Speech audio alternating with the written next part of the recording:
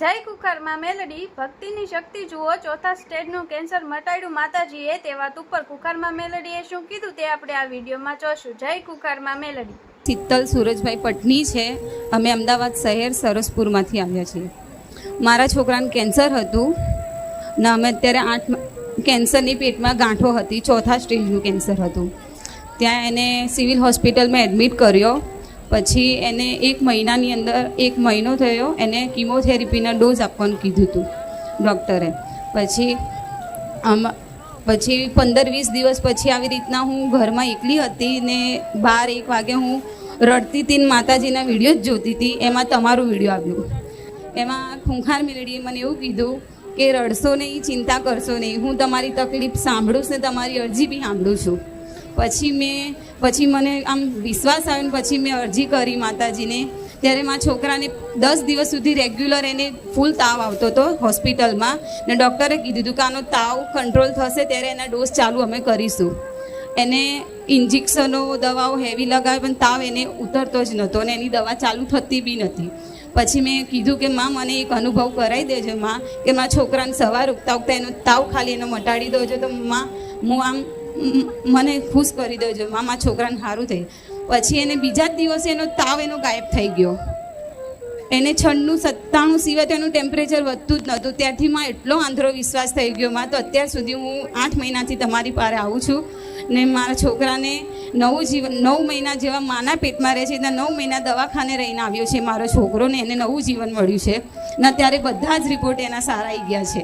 અત્યારે એમની ઉંમર કેટલી થઈ? 3 વર્ષનો બાબો થયો. 3 વર્ષના થયા. હા, આજથી 9 મહિના પહેલા 9 મહિના પહેલા એને કેન્સરની ગાંઠો પેટમાં બતાવી હતી. હા, ચોથા સ્ટેજનું કેન્સર હતું. એને ડૉક્ટરે એવું કીધું કે એને કિમોથેરાપીના ડોઝ આપવાના, તો એને ડોઝ આપ્યા. અત્યારે કોઈ સહન નહીં કરી શકતું માં, તમારી કૃપાથી મારી માતાની કૃપાથી બધું માં છોકરો આમ 9 મહિના આમ હેવી ડોઝ સહન કરીને માં આવ્યો છે, નવું જીવન મળ્યું છે એને માં. તમારી પાસે આવ્યા પછી ઘણું બધું અમને શીખવા મળ્યું છે માં, ને ભક્તિ જાગી છે માં.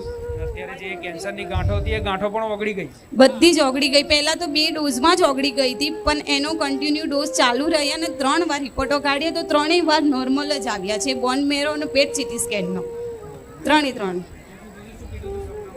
અને સપનામાં આવ્યા હતા મને 2 વાર તમે આવ્યા માતાજી. પહેલાં કીધું તું મને આવી રીતના 5 રવિવાર ભર્યા પછી આવતા જતા હું રહેતી હતી જ અહીંયા, હર રવિવારે હું આવતી હતી. તો સપનામાં મને એવું કીધું હતું કે તમારો જોર જોરથી હસવાનો અવાજ આવતો હતો સપનામાં, જેવા તમે અત્યારે પ્રવચનમાં હસો છો ને એવો જ અવાજ આવ્યો હતો. ને પછી કીધું હતું કે તું ચિંતા ના કરીશ, તારા છોકરાને તો કંઈ જ નહીં થાય કે. મને સપનામાં તમે આવું કીધું હતું માં, તમારા જ અવાજમાં. ને સપનામાં ભલે તમે મને દેખાય ને પણ તમારા અવાજથી હું ઓળખી ગઈ હતી કે માં તમે જ છો કે. પછી બીજી વાર બી આ રિપોર્ટ આવવાનો હતો છેલ્લો એના 2-3 દિવસ પહેલાં મને તમારા દીકરાના સપનામાં મને આવ્યા હતા કે સપનામાં તમારા દીકરા જોડે બેઠક થઈ અને કીધું કે તમે ખાલી એના રિપોર્ટ લઈને આવજો કે મારી પાસે. તો હું આજે રિપોર્ટ લઈને આવી છું એના સારા. બીજી વખત સપનું આવ્યું તો કેવા સ્વરૂપમાં હતા? એમના દીકરાના સ્વરૂપમાં. હા, એમનો ફેસ આખો, એમના સેવક વિયોગ બધું જ એમના ઘરે ગઈ હતી હું. એમના ઘરે માં છોકરાને લઈને ગઈ હતી. એ સમય એવું કીધું કે જ્યારે તમે દીકરાને માનતા પૂરી કરવા લઈને આવો ત્યારે રિપોર્ટ લઈને આવજો. હા, કે રિપોર્ટ લઈને આવજો ખાલી કે. તો હું આજે રિપોર્ટ લાવી છું એમની પાસે. સારું થઈ ગયું ને જે ગાંઠો ઓગળી ગઈ એનો રિપોર્ટ લઈને તમે હા લાયા છીએ. હા, ભલે રાવ મારા છોકરાને બસ તમારા આશીર્વાદ લાવો, મને રિપોર્ટ તો જોઈ લેવા દો. નવું જીવન મળ્યું માં. આ રિપોર્ટમાં શું લખ્યું એ તો ખબર નહીં. ચોથા સ્ટેજનું એટલે ઘણી બધી ગાંઠો હતી. બસ ચોથા સ્ટેજનું કેન્સર એટલે છેલ્લી અવસ્થા કે એનો ઈલાજ અસંભવ લાગે, રિસ્ક ઉપર, જોખમ ઉપર. જાગૃત કરાયા માતાજી તમે, અને મારી કુળદેવીને મારા સમીપ લાયા અને અમારું ઘણું બધું સારું થઈ ગયું છે. ઘરમાં ભક્તિ ભાવ વધ્યો. હા, બહુ જ. તમારી કુળદેવી પ્રત્યેની ભક્તિ વધી. સરસ. હા, તમે રોજ એના ભોણું ધરાવતા થયા, હા માતાજી, એના વ્યવહાર હાલતા થયા, એના ચુંદડી નવી લાવતા થયા, હાર પહેરાવતા થયા. સપનામાં જઈને મંગાવતી હોય તો મારે એ સાબિત કરવું છે કે ગમે તેવા રિપોર્ટ તે મારી માનતાથી ફેલ થઈ જાય છે. આ રિપોર્ટ જોઈ લેજો. પણ ભલે રામ તમે આવી શ્રદ્ધા અને વિશ્વાસ મારા પ્રત્યે મારા ધામ પ્રત્યે રાખો છો અને ખૂબ હરખ રાખ્યો. એ હરખનું પ્રમાણ મળ્યું. પણ એવા આશીર્વાદ આલું છું કે હવે તમારા દીકરાને ક્યારેય કોઈ તકલીફ ના થાય. બસ માતા મારા એ જ આશીર્વાદ જોઈએ છે. ક્યારેય કોઈ એવું દવાખાનું ના આવે. બસ એવા મારા આશીર્વાદ. આ તો એમના આટલા નાના દીકરાને આટલી ભયંકર બીમારી થવી તો શું આ દીકરાએ એવા કેવા કર્મો કર્યા હશે? ભોગવવા પડે. 3 વર્ષનો દીકરા શું ખોટું કર્યું હશે? મોટું પાપ કર્યું હશે? પણ એના ગયા જન્મમાં કંઈક ની કંઈક વાતે કંઈક પ્રારબ્ધ ભોગવવાનું હોય ત્યારે આ જન્મમાં નાનપણથી જ કંઈક ની કંઈક મોટી જબરી બીમારી થાય. પણ એમના મા બાપની પ્રાર્થનાથી, એમની મા બાપની ભક્તિથી, ભક્તિ મેં સામર્થ્ય છે ખાલી કે ગમે તેવા પ્રારબ્ધ વિધિના લેખ બદલી શકે એ ખાલી કરી શકે તો તમારી ભક્તિ અને તમારો વિશ્વાસ. નહીં તો આ વસ્તુમાં પુંદાને કામ ના લાગે, સેવાય કામ ના લાગે, કશું જ કામ નથી લાગતું. પણ એક આર્થ ભાવથી, એક રુદન, એક રડીને પ્રાર્થના કરેલી કે હે માં, હવે તારા સિવાય અમારું કોઈ નહીં, એની હું મેરડી અરજી વાપરું. ભલે રામ રામ. ખૂબ આશીર્વાદ. હા માતાજી, કે મારો છોકરો કંઈ જ ખાતો પીતો નતો અને ખાધા પીધા વગર એને આટલા ડોઝ સહન કર્યા છે. અને અમે માતાજી તમને હર રવિવારે હું પ્રાર્થના કરતી હતી કે મારો છોકરો ખાશે પીશે નહીં તો એ ડોઝ કેવી રીતના સહન કરશે. તો મારી પ્રાર્થના તો અત્યારે તીખું તો 3 વર્ષનો, પણ તીખું તો બિલકુલ નહીં. પણ અત્યારે જ્યાંથી મારી માતાને ભાનું ચાલુ કર્યું છે ને ત્યાંથી જેવી માતા ખાય છે એવું મારો છોકરો ખાય છે, એનું ધરાયેલું છે.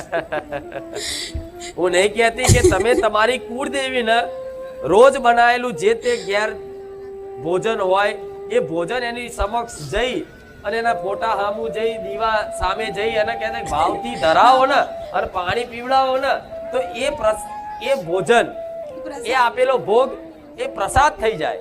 અને પ્રસાદ ખાવાથી ભલા રોગ દૂર થઈ જાય. જો તમે રોજ આવી ભોણું ધરાવો તો રોજ તમારી માતાજીનો પ્રસાદ તમે ખાવશો. અને પ્રસાદ ખાવાથી સદબુદ્ધિ હારી આવે, ગમે તેવી રોગ પીડા તકલીફ હોય એ દૂર થઈ જાય. એ બધું છે એનું રિઝલ્ટ, એનું ફળ આ રૂબરૂ છે. ભલે રામ. આવીને આવી ભક્તિ ટકાઈ રાખજો. ખૂબ આશીર્વાદ. રામ માડી રામ. હિનાબેન જયમીનભાઈ પરમાર, સોજિત્રાથી. 9 વર્ષ મેરેજ થયા હતા. પ્રેગ્નન્સી રહેતી નથી, બહુ દવા કરી. પણ પછી બધાને મને કીધું કે બારે જા, ખાલી ઘરેથી બી માનતા રાખ, તારું કામ થશે. મેં ઘરેથી ખાલી માનતા જ રાખી હતી, શ્રીફળ, ચુંદરી, અગરબત્તીની. એમાં મારી મહિનામાં જ પોઝિટિવ રિઝલ્ટ આવ્યું અને પ્રેગ્નન્સી રહી ગઈ. પછી ડૉક્ટર જોડે 4 મહિના થયા ગઈ. ડૉક્ટરે એવું કહ્યું કે કદાચ પ્રેગ્નન્સી ના બી રહી શકે કેમ કે મિસકેરેજ થઈ જવાના ચાન્સીસ છે. તો મેં માતાજીને યાદ કર્યા, કહ્યું કે આટલા વખતે તે મને આપ્યું છે તો તારા હાથમાં છે બધું. એટલા માટે મેં કીધેલું કે નામકરણ તમારી જોડે કરીશ. દવાખાનામાં ફરી વખત ગઈ તો ડૉક્ટરે એવું કીધું કે જે ગાંઠ દેખાતી હતી ને એ છે જ નહીં અત્યારે. પછી હું બહુ રડી. મને ડૉક્ટરે કહ્યું 4 મહિના પર મિસકેરેજ થવાના ચાન્સીસ છે. તો રાત્રે માતાજી સપનામાં આવ્યા, મને કીધું કે કશું ટેન્શન લઈશ નહીં, તને હું સારામાં સારો દીકરો આપીશ. કે માતાજીએ સપનામાં કહેલું. આ ચુંદડી ઓળીને જ, પેલા બ્લેક કલરની ચુંદડી ઓળીને આવ્યા, મારા માથે હાથ મૂક્યો અને કીધું કશું ટેન્શન લઈશ નહીં, કોઈનું સાંભળીશ નહીં, તને મારો દીકરો આપવાનો. દીકરો આપ્યો માતાજી. બાકી આગળ લગ્ન કરે 9 વર્ષ થઈ ગયા. બહુ જ હોસ્પિટલ ગઈ પણ કોઈ ફેર પડ્યો નહીં. 1 મહિનામાં જઈ રિઝલ્ટ મળ્યું. ઘરે બેઠા વિડિયો જોઈને તમે માનતા રાખીને 1 મહિનામાં સારા દિવસો. એ પછી મિસકેરેજના ચાન્સીસ હતા. એટલે મેં માતાજીની પ્રાર્થના કરી કે માતાજી ત્યાં આપ્યું છે તો પછી આવું. તો માતાજી રાત્રે સપનામાં આવ્યા, મને કીધું કે કશું કોઈનું સાંભળીશ નહીં, તને સરસ રીતે હું દીકરો આપીશ. હા, અને હા, દીકરાનો જન્મ થયો, એનું નામકરણ કરવામાં આવ્યું. માનતામાં શ્રીફળ, ચુંદરી, અગરબત્તી ને પેંડા હતા. માનતા પૂરી કરી પણ હું ખુશીથી 5000 આપવા માંગુ. રામ. આ તો ડોક્ટર નહીં મજબૂર કરી દે એવો પરચો નહીં. આમાં દુનિયા શું કે પછી આવું આવા પરચા જો ને વિડીયો એટલે શું કે આ તો એમના ને એમના માણસ બોલતા હશે. આ તો એમના ને એમના માણસ ગોઠવેલા હોય, આ તો 500,000 રૂપિયા આલીને બોલાયેલા હોય. તમને એ રીત નહીં કીધું ને? ના ના ના માં. બહુ મોટી ખુશી આપી છે. બહુ મોટી ખુશી આલી. ભલે રામ. જેનું કોઈ નથી એની હું ખુખાર મેળવીશ. હા, બહુ માનતા રાખી અને હોસ્પિટલ બી બહુ જ કર્યા. એમાં ડિસેમ્બરમાં IVF ની તૈયારી હતી અને 1 મહિના માતાજીએ રિઝલ્ટ કરી દીધું. ટેસ્ટ ટ્યુબ બેબી ડિસેમ્બરમાં કરાવવાનું હતું અને 1 મહિનામાં માતાજીની મેં માનતા માની, એમાં મને પોઝિટિવ આવી ગયું એટલે IVF કરાવવાની જરૂર ના પડી. એટલે એમાં મન નતું માનતું તારું, હા પણ તો શું કરીએ હવે, જેવી ભગવાન માતાજીની ઈચ્છા પછી. હા પણ આ જેના વસ્તી ના હોય, હવાસે માટીની ખોટ હોય અને બહુ સમયગાળો થઈ ગયો ને એટલે દુનિયા મેળા મારે. અપશકુન ગણા, આ ગણા, તે ગણા, બધું બહુ. પણ જો કદાચ કોઈ દેવી શક્તિ એની પર વિશ્વાસ ને શ્રદ્ધા હોય તો આવા કાળા કળિયુગમય કદાચ ડોક્ટરે ના પાડી દીધી હોય ને કે હવે નહીં થાય તો ડોક્ટરને જૂઠા પાડીને આપે, એનું નામ મારા જેવી મેરડી.